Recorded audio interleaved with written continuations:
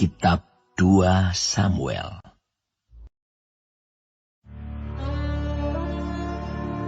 Ketika Yoab anak Seruya mengetahui bahwa hati raja merindukan Absalom, maka ia menyuruh orang ke Tekoa menjemput dari sana seorang perempuan yang bijaksana. Lalu ia berkata kepada perempuan itu, "Berlakulah pura-pura berkabung, dan pakailah pakaian berkabung.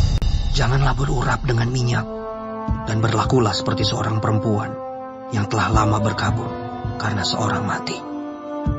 Kemudian masuklah menghadap raja, dan berbicaralah kepadanya seperti ini." Lalu Yoab menaruh perkataannya ke dalam mulut perempuan itu. Ketika perempuan Tekoa itu masuk menghadap raja, sujudlah ia dengan mukanya ke tanah dan menyembah sambil berkata, "Tolonglah, ya Tuanku Raja." Raja bertanya kepadanya, "Ada apa?" Jawabnya, "Aku ini seorang janda, sebab suamiku sudah mati. Hambamu ini mempunyai 2 orang anak laki-laki. Mereka berkelahi di padang. Dan karena tidak ada yang memisahkan, maka yang satu memukul yang lain dan membunuh dia. Dan sekarang seluruh kaum keluarga bangkit melawan hambamu ini. Dan mereka berkata, serahkanlah orang yang membunuh saudaranya itu, supaya kami menghukum dia mati ganti nyawa saudaranya yang telah dibunuhnya itu. Dan supaya kami memunahkan juga ahli waris itu. Mereka hendak memunahkan keturunanku yang masih tersisa itu, dengan tidak meninggalkan nama atau keturunan bagi suamiku di muka bumi." Lalu berbicaralah raja kepada perempuan itu, "Pulanglah ke rumahmu. Mengenai engkau akan kuberi perintah." Perempuan Tekoa itu berkata kepada raja, "Aku dan keluargaku akan menanggung kesalahan itu, ya Tuanku Raja. Tetapi raja dan tahtanya tak bersalah." Lalu berkatalah raja, "Jika ada orang yang mengatakan apa-apa lagi terhadap engkau, bawalah orang itu menghadap aku, maka ia tidak akan mengusik engkau lagi." Kata perempuan itu, Kiranya raja ingat kepada Tuhan Allahmu, supaya si penuntut tebusan darah jangan terlalu banyak menimbulkan kemusnahan, dan supaya mereka jangan memunahkan anakku itu." Lalu berkatalah raja, "Demi Tuhan yang hidup, sehelai rambut pun dari kepala anakmu itu tak akan jatuh ke bumi." Kemudian berkatalah perempuan itu, "Izinkanlah hambamu ini berkata sepatah kata lagi kepada Tuanku Raja." Jawabnya, "Katakanlah." berkatalah perempuan itu, "Mengapa raja merancang hal yang demikian terhadap umat Allah? Oleh karena Tuanku mengucapkan perkataan ini, maka Tuanku sendirilah yang bersalah dengan tidak mengizinkan pulang orang yang telah dibuangnya. Sebab kita pasti mati.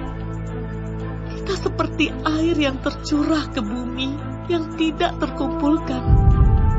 Tetapi Allah tidak mengambil nyawa orang, melainkan Ia merancang supaya seorang yang terbuang jangan tinggal terbuang dari muka-Nya.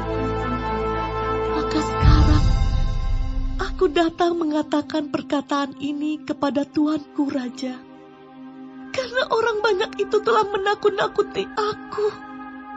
Sebab itu, pikir hambamu ini, baiklah aku berbicara dahulu dengan Raja. Mungkin Raja mengabulkan permohonan hambanya ini. Sebab Raja akan mendengarkan aku dan akan melepaskan hambanya ini dari tangan orang yang hendak memunahkan aku dan anakku bersama-sama dari milik pusaka Allah. Juga hambamu ini berpikir, perkataan Tuanku Raja tentulah akan menenangkan hati, sebab seperti malaikat Allah, demikianlah Tuanku Raja yang dapat membeda-bedakan apa yang baik dan jahat. Dan Tuhan Allahmu kiranya menyertai Tuanku.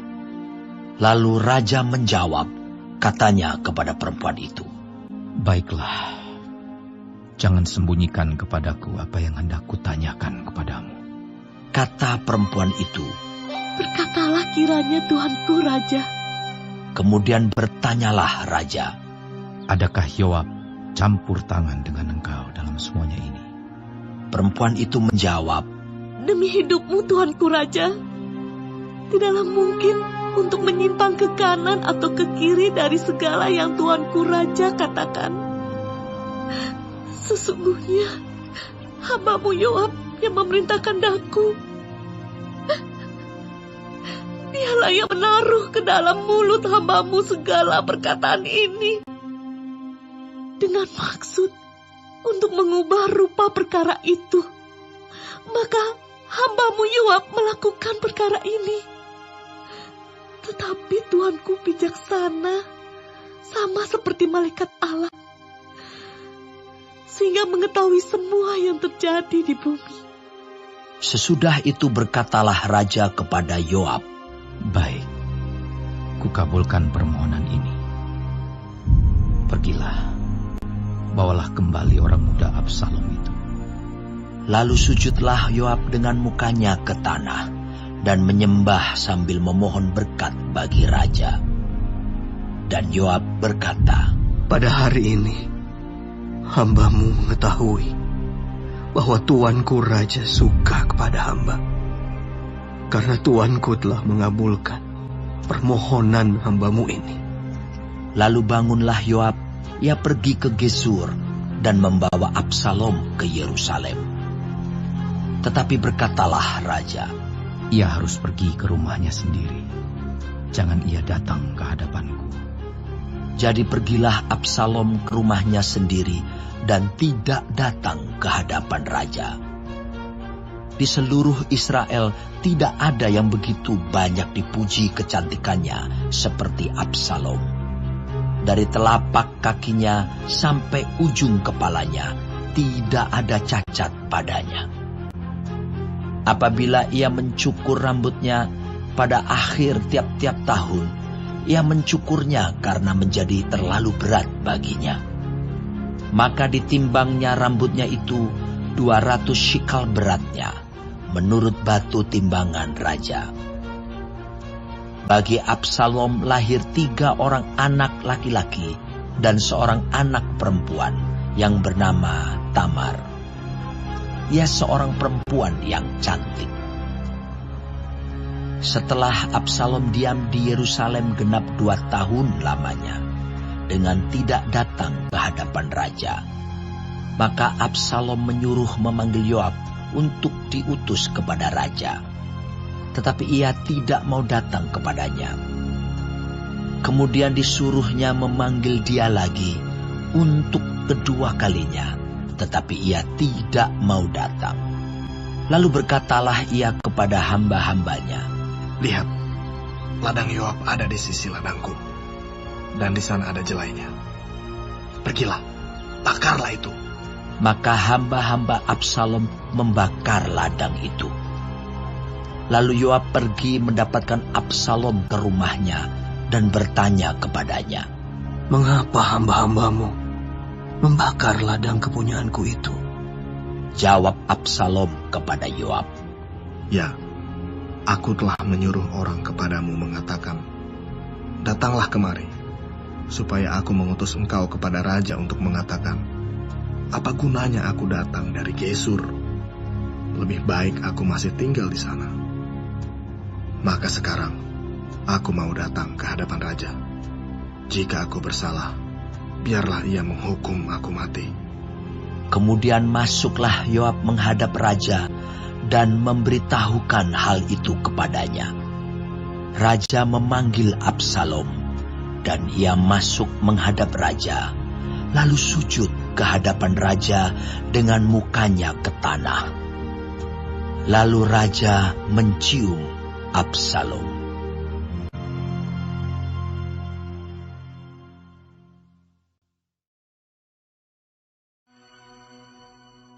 Kitab 2 Samuel.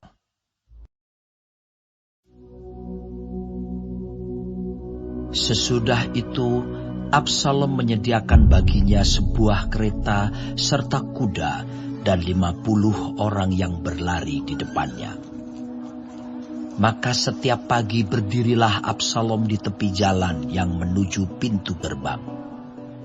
Setiap orang yang mempunyai perkara dan yang mau masuk menghadap raja untuk diadili perkaranya, orang itu dipanggil Absalom dan ditanyai, dari kota manakah engkau? Apabila ia menjawab, hambamu ini datang dari suku Israel anu. maka berkatalah Absalom kepadanya, Lihat, perkaramu itu baik dan benar. Tetapi dari pihak raja, tidak ada seorang pun yang mau mendengarkan engkau. Lagi kata Absalom, Sekiranya aku diangkat menjadi hakim di negeri ini, maka setiap orang yang mempunyai perkara atau pertikaian hukum boleh datang kepadaku, dan aku akan menyelesaikan perkaranya dengan adil. apabila seseorang datang mendekat untuk sujud menyembah kepadanya, maka diulurkannyalah tangannya, dipegangnya orang itu, dan diciumnya. Cara yang demikianlah diperbuat Absalom kepada semua orang Israel yang mau masuk menghadap untuk diadili perkaranya oleh raja. Dan demikianlah Absalom mencuri hati orang-orang Israel. Sesudah lewat 4 tahun, bertanyalah Absalom kepada raja, Izinkanlah aku pergi, supaya di Hebron aku bayar nazarku yang telah kuikrarkan kepada Tuhan. Sebab hambamu ini, ketika masih tinggal di Gesur, di Aram, telah bernazar demikian. Jika Tuhan sungguh-sungguh memulangkan aku ke Yerusalem, maka aku akan beribadah kepada Tuhan. Lalu berkatalah raja kepadanya, Pergilah dengan selamat. maka berkemaslah Absalom dan pergi ke Hebron. Dalam pada itu Absalom telah mengirim utusan-utusan rahasia kepada segenap suku Israel dengan pesan, Segera sesudah kamu mendengar bunyi sangkakala, berserulah, Absalom sudah menjadi raja di Hebron. Beserta Absalom turut pergi 200 orang dari Yerusalem. Orang-orang undangan yang turut pergi tanpa curiga dan tanpa mengetahui apapun tentang perkara itu. Ketika Absalom hendak mempersembahkan korban, disuruhnya datang Ahitofel, orang Gilo itu, penasihat Daud, dari Gilo, kotanya. Demikianlah persepakatan gelap itu menjadi kuat, dan makin banyaklah rakyat yang memihak Absalom. Lalu datanglah seseorang mengabarkan kepada Daud, katanya, Hati orang Israel telah condong kepada Absalom. Kemudian berbicaralah Daud kepada semua pegawainya yang ada bersama-sama dengan dia di Yerusalem. Bersiaplah, marilah kita melarikan diri, sebab jangan-jangan kita tidak akan luput daripada Absalom. Pergilah dengan segera, supaya ia jangan dapat lekas menyusul kita dan mendatangkan celaka atas kita dan memukul kota ini dengan mata pedang. para pegawai raja berkata kepada raja, "Terserah kepada tuanku raja. Hamba-hambamu ini siap." Lalu keluarlah raja dan seisi rumahnya mengiringi dia. 10 orang gundik ditinggalkan raja untuk menunggui istana. Maka keluarlah raja dan seluruh orang-orangnya mengiringi dia. Dekat rumah yang terakhir mereka berhenti, sedang semua pegawainya berjalan melewatinya. Juga semua orang Kreti dan semua orang Pleti. Juga semua orang Gad, 600 orang banyaknya, yang mengiringi dia sejak dari Gad, berjalan melewati raja. Lalu bertanyalah raja kepada Itai orang Gad itu, "Mengapa pula engkau berjalan beserta kami? Pulanglah dan tinggallah bersama-sama raja, sebab engkau orang asing. Lagi pula, engkau orang buangan dari tempat asalmu. Baru kemarin engkau datang. Masakan pada hari ini aku akan membawa engkau mengembara bersama-sama kami. Padahal aku harus pergi entah kemana. Pulanglah, dan bawalah juga saudara-saudaramu pulang. Mudah-mudahan Tuhan menunjukkan kasih dan setia kepadamu." Tetapi Itai menjawab raja, "Demi Tuhan yang hidup, dan demi hidup tuanku raja, di mana tuanku raja ada, baik hidup atau mati, di situ hambamu juga ada." Lalu berkatalah Daud kepada Itai, "Jika demikian, berjalanlah lewat." Kemudian lewatlah Itai orang Gad itu, bersama-sama dengan semua orangnya, dan semua anak yang menyertai dia. Seluruh negeri menangis dengan suara keras ketika seluruh rakyat berjalan lewat. Raja menyeberangi sungai Kidron dan seluruh rakyat berjalan ke arah padang gurun. Dan lihat, juga Zadok ada di sana beserta semua orang Lewi, pengangkat tabut perjanjian Allah. Mereka meletakkan tabut Allah itu, juga Abiatar ikut datang. Sampai seluruh rakyat dari kota selesai menyeberang. Lalu berkatalah raja kepada Zadok, "Bawalah tabut Allah itu kembali ke kota. Jika aku mendapat kasih karunia di mata Tuhan, maka Ia akan mengizinkan aku kembali, sehingga aku akan melihatnya lagi, juga tempat kediamannya.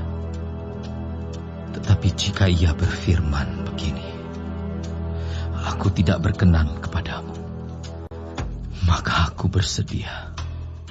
Biarlah dilakukannya kepadaku apa yang baik di matanya."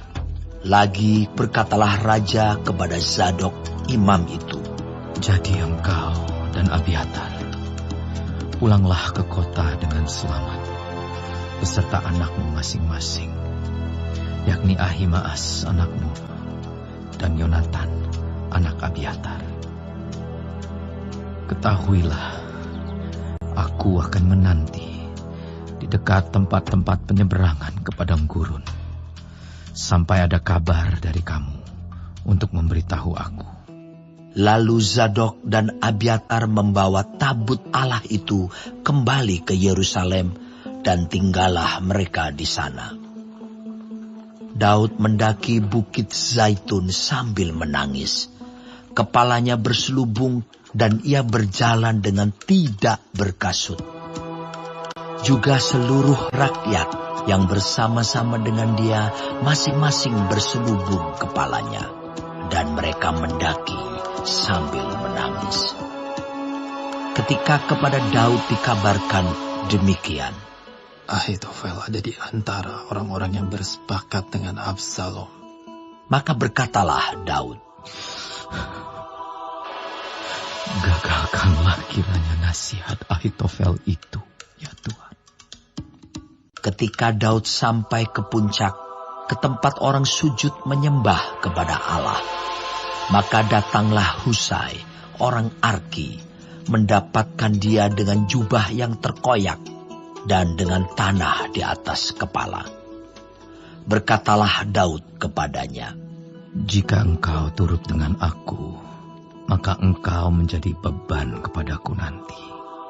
Tetapi jika engkau kembali ke kota dan berkata kepada Absalom, 'Aku ini hambamu ya Raja. Sejak dahulu aku hamba ayahmu, tetapi sekarang aku menjadi hambamu.' Dengan demikian, engkau dapat membatalkan nasihat Ahitofel demi aku. Bukankah Zadok dan Abiatar, imam-imam itu, ada bersama-sama engkau di sana? Jadi segala yang kau dengar dari dalam istana raja, haruslah kau beritahukan kepada Zadok dan Abiatar, imam-imam itu. Ingatlah, di sana bersama-sama dengan mereka ada kedua anak mereka, Ahimaas anak Zadok dan Yonatan anak Abiatar. Dengan perantaraan mereka, haruslah kamu kirimkan kepadaku segala hal yang kamu dengar." Dan tibalah Husai, sahabat Daud, di Yerusalem tepat pada waktu Absalom masuk ke kota itu.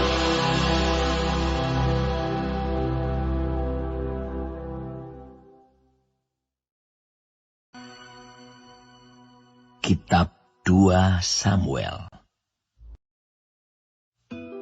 Ketika Daud baru saja melewati puncak, datanglah Ziba, hamba Mefiboset, mendapatkan dia membawa sepasang keledai yang berpelana dengan muatan 200 ketul roti, 100 buah kue kismis, 100 buah-buahan musim panas, dan sebuyung anggur.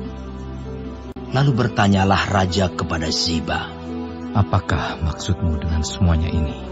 Jawab Ziba, "Keledai-keledai ini bagi keluarga raja untuk ditunggangi. Roti dan buah-buahan ini bagi orang-orangmu untuk dimakan. Dan anggur ini untuk diminum di padang gurun oleh orang-orang yang sudah lelah." Kemudian bertanyalah raja, "Di manakah anak tuanmu?" Jawab Ziba kepada raja, "Ia ada di Yerusalem. Sebab katanya, pada hari ini kaum Israel akan mengembalikan kepadaku kerajaan ayahku." Lalu berkatalah raja kepada Ziba, "Kalau begitu, kepunyaanmu lah segala kepunyaan Mefiboset." Kata Ziba, "Aku tunduk. Biarlah kiranya aku tetap mendapat kasih di matamu, ya tuanku raja." Ketika Raja Daud telah sampai ke Bahurim, keluarlah dari sana seorang dari kaum keluarga Saul. Ia bernama Simei bin Gera. Sambil mendekati raja, ia terus-menerus mengutuk.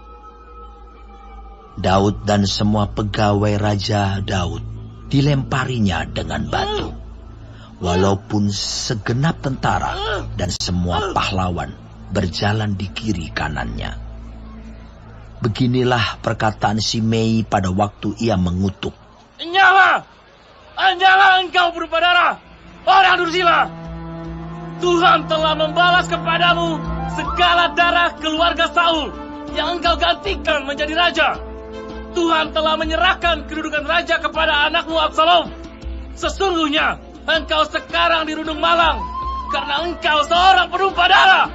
Lalu berkatalah Abisai anak Zeruya kepada raja, "Tuanku, mengapa anjing mati ini mengutuki tuanku raja? Izinkanlah aku menyeberang dan memenggal kepalanya." Tetapi kata raja, "Apakah urusanku dengan kamu, hai anak-anak Zeruya? Biarlah ia mengutuk. Sebab apabila Tuhan berfirman kepadanya, 'Kutukilah Daud,' siapakah yang akan bertanya, 'Mengapa engkau berbuat demikian?'" Pula kata Daud kepada Abisai dan kepada semua pegawainya, "Sedangkan anak kandungku ingin mencabut nyawaku, Terlebih lagi sekarang orang Benyamin ini. Biarkanlah dia, dan biarlah ia mengutuk. Sebab Tuhan yang telah berfirman kepadanya demikian. Mungkin Tuhan akan memperhatikan kesengsaraanku ini. Dan Tuhan membalas yang baik kepadaku sebagai ganti kutuk orang itu pada hari ini. Demikianlah Daud melanjutkan perjalanannya dengan orang-orangnya, sedang Simei berjalan terus di lereng gunung, bertentangan dengan dia, dan sambil berjalan ia mengutuk, melemparinya dengan batu, dan menimbulkan debu. Dengan lelah sampailah raja dan seluruh rakyat yang ada bersama-sama dengan dia ke Yordan. Lalu mereka beristirahat di sana. Maka Absalom dan seluruh rakyat, orang-orang Israel, sampailah ke Yerusalem. Dan Ahitofel ada bersama-sama dengan dia. Ketika Husai orang Arki sahabat Daud itu sampai kepada Absalom, berkatalah Husai kepada Absalom, "Hiduplah raja! Hiduplah raja!" Berkatalah Absalom kepada Husai, "Inikah kesetiaanmu kepada sahabatmu? Mengapa engkau tidak pergi menyertai sahabatmu itu?" Lalu berkatalah Husai kepada Absalom, "Tidak, tetapi dia yang dipilih oleh Tuhan dan oleh rakyat ini, dan oleh setiap orang Israel. Dialah yang memiliki aku, dan bersama-sama dengan dialah aku akan tinggal.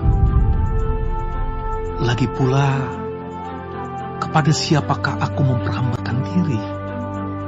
Bukankah kepada anaknya, sebagaimana aku memperhambakan diri kepada ayahmu?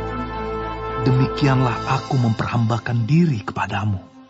Kemudian berkatalah Absalom kepada Ahitofel, "Berilah nasihat, apakah yang harus kita perbuat?"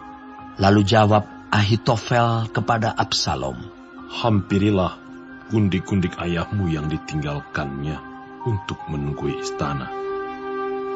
Apabila seluruh Israel mendengar bahwa engkau telah membuat dirimu dibenci oleh ayahmu, maka segala orang yang menyertai engkau akan dikuatkan hatinya." Maka dibentangkanlah kemah bagi Absalom di atas soto. Lalu Absalom menghampiri gundik-gundik ayahnya di depan mata seluruh Israel.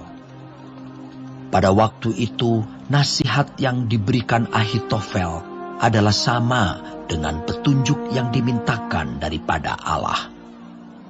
Demikianlah dinilai setiap nasihat Ahitofel, baik oleh Daud maupun oleh Absalom.